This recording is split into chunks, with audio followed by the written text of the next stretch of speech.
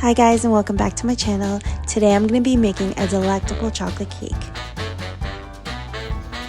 followed by a boiled icing. You heard me correctly, I said boiled icing. This will be the most velvety icing you'll ever have in your life, so stick around for this one. And last but not least, we're going to make a copycat version of Portillo's chocolate cake shake. So keep it locked here and get ready for all of this goodness.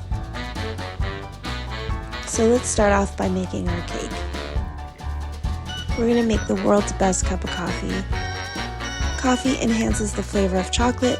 You won't necessarily taste the coffee profile, but it definitely will make the chocolate taste better. Next, we're going to mix all of our dry ingredients into a bowl.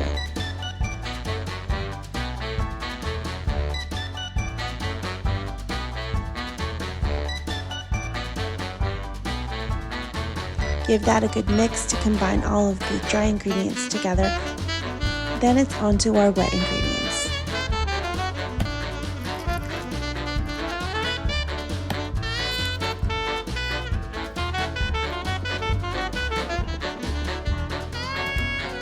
Now we're simply going to pour our wet ingredients into our dry.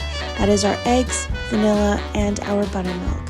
Now if you don't have buttermilk at home, you can make buttermilk by adding 2 tablespoons of vinegar or lemon juice into a cup of whole milk. Now once all your ingredients have been well blended, it is time for that cup of coffee. Pour it right over and mix until it's well combined. It will slosh around, but don't worry, the mixture will come together.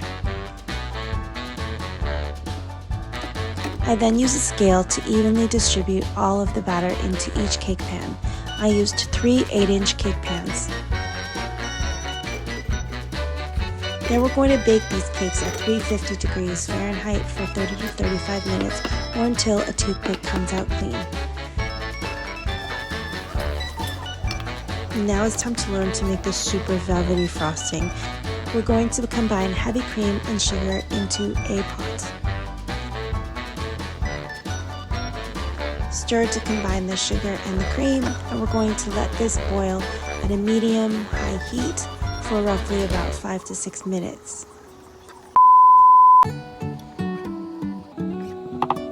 The point of simmering it that long is we want some of the liquid to reduce. Then we're going to pour it into a stainless steel bowl and add the chocolate and the butter, and we're going to allow these to sit for a little bit and let it melt. Seems counterintuitive to making icing, but trust me, trust the process. All of these steps lend to the velvetiness of this icing.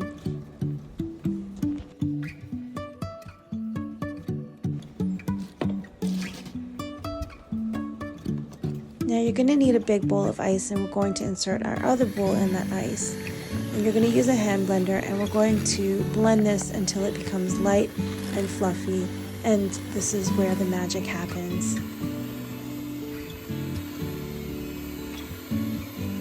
This process takes roughly about 5 minutes, but you will see the transformation. And it is something so satisfying to see a liquidy ganache turn into this beautiful velvety icing. And we're going to use it right away. It's time to frost our cake.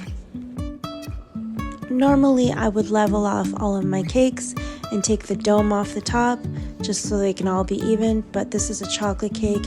It can be rustic, and every last crumb of it deserves to be eaten.